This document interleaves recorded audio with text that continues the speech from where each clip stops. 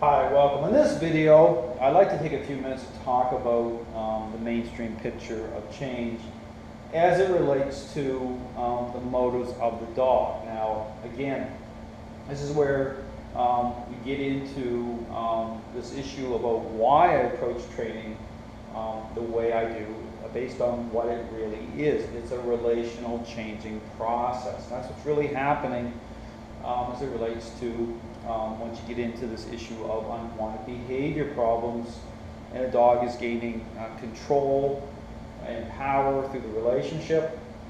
And so even with what you see, when the dog looks balanced at times within your home environment, that has to be put to the test. Oftentimes what will happen is a dog will look completely fine beyond the relational script that comes online through the system to change the perceptions of the dog. But the dog's floating around your house and accepting certain people, the dog oftentimes is doing so based on rotten motives. The dog's in control.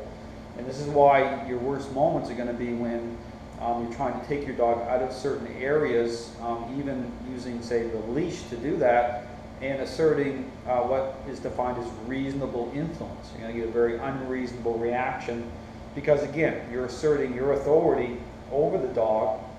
And that's not to say, again, this issue about physical force. It's relational. Okay, it's an interaction. The dog is reacting based on how you're perceived in the relationship through nature. Dogs share a very special connection with us through nature and through the pack relationship. But again, it all comes down to the motives of the dog. So this is where behavior issues connect with the elevation levels of the dog's mind, how they establish and make certain associations, certain connections that way. But again, the focus needs to be on identifying training for what it really is, to make sure the motives of the dog align and clean up properly, so that you will be able to bring unwanted behavior issues under control. Not just under control, truly change them. So again, I'm going to go through this briefly just to help people understand why it's such a problem in the dog training world with really resolving a lot of behavior issues, and why people will tend to seem like they're investing a lot of time, a lot of effort, but they just seem like they're spinning their wheels. You seem like, everything looks fine in a training environment or in certain, interactions, even when I discussed about the home environment, but then in certain other situations, it's a complete nightmare.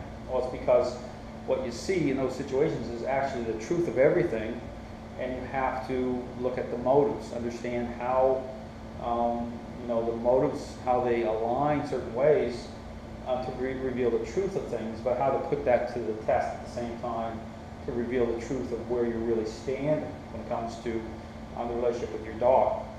But here I'm going to go through some of this. So here, the typical focus with dog training usually is about the picture. It's about building this picture through the sit down, come, stay, the various, how a dog responds, getting the dog to respond, to come into these positions, and then rewarding the dog, okay, for that assumed state of mind, applying it, saying, well, the dog responded, the dog's in a sit position, that looks great, I'm going to say good boy, or I'll use a treat or incentivize some way to build that picture, okay, to influence the dog, how the dog's mind into those positions, so that I can build this picture that I'm going to put my faith, hope, and trust in, okay, that this is going to represent that good things are happening. But the problem with this oftentimes is that the motives never clean up, okay? The dog is going through the motions, but it's not changing how the dog perceives you because you're not changing, okay?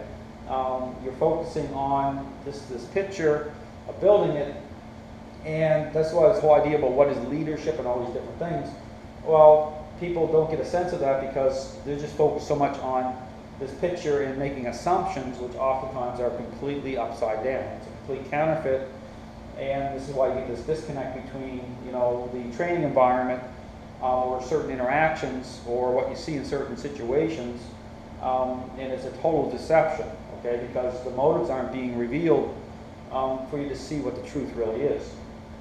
But again, going back to the issue about even incentives, a problem with that, when you look for something to motivate the dog, is that even this is where you can get into beyond just using treats, okay? Even certain incentives, such as even reward-based incentives, to say, well, I don't agree with food, but I'm going to incentivize. That can be a problem based on how that packages up, what that means, you know, within the context or parameters of change coming in and through the person with how they already think, okay? So relationally, dogs are social relational animals. They know the real deal. So this oftentimes presents a problem because, again, the motives don't clean up. You may have a certain idea of things, but it still is not going to fix the real problem. Okay, so this is why I move beyond and talk about this issue even of using quadrants, why even that's a problem based on how it packages up. It's still a mainstream kind of walk in the relational fence, so to speak, but still be a problem. Now the problem really is further than that, to say, well, if you're focusing in on that, you may have an idea about, no, I'm still going to use the word no or correct the dog, but again, you're still working within a certain idea of things, and incentivizing or motivating the dog, it can still be a problem, okay? You may be more successful, modes may clean up better, but you know, you're not going to truly see it, okay? Because you're not looking fully through the relational lens that way. You're not approaching training right out of the starting gate for what it really is, a relational changing process. You're really going into building this picture, which is the problem, okay? Trying to build this mainstream picture. I don't do that. I'm jumping over here, see the arrow? So coming over here, the focus in this system is about change coming through the human, okay? It's about approaching training for what it really is. It's a relational changing process. So influence immediately comes online, okay? So it's about the script. I talked about the script. It's about how the leash is used, how the methods, the techniques all come together to change the perception of the dog. To make sure the integrity of the script holds together in such a way that's going to do that. And so the building blocks of change are what you'll see. They're defined as follower moments, okay? And they change the moment you're in. But they also influence, over time, the dog's overall decision-making process, okay? You'll see how that all aligns. But here, the issue about a motivator, what this system uses is the motivation is based on coming into agreement with what's reasonable, nature itself, okay? Strength is defined through nature. So relationally, okay? So getting an idea of that to the personality type of the person. There's a big focus on the person rather than the dog.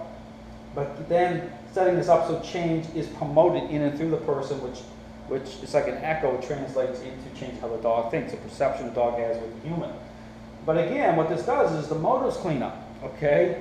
You know, rather than a hit and miss type thing here, or when things go wrong, not really understanding, this is very intentional with how it approaches training. Therefore, the focus is on right relationship, okay? It's about looking at understanding the motives of dogs and why they do the things they do, but then connecting that further into unwanted behavior, making that connection, which is really the real standard anyway, is about, you know, getting unwanted behavior issues to fall back, diminish. That's what the real standard is, but it's understanding how this all connects, okay? There's a basic formula of success that the system follows right from the start, but it bypasses the mainstream, because again, I show the mainstream is a problem. Even if someone calls himself a balanced trainer, that's still a problem. It can be a problem. And so what the question I ask, well, is there a better way to do this? And yes, there is. Okay, but it's just understanding how to set this in motion and how to make it so that change is going to happen. So anyway, just a brief overview of this issue of motives, about why when you're just focusing on building the picture, that can be a major problem. This system doesn't focus on the picture like that. It focuses already at a starting gate on relational change, how that sets up through the scripting process, the various methods that come online. So anyway, if you have any questions, feel free to contact me anytime. I'll be more than happy to answer them. Thanks for watching.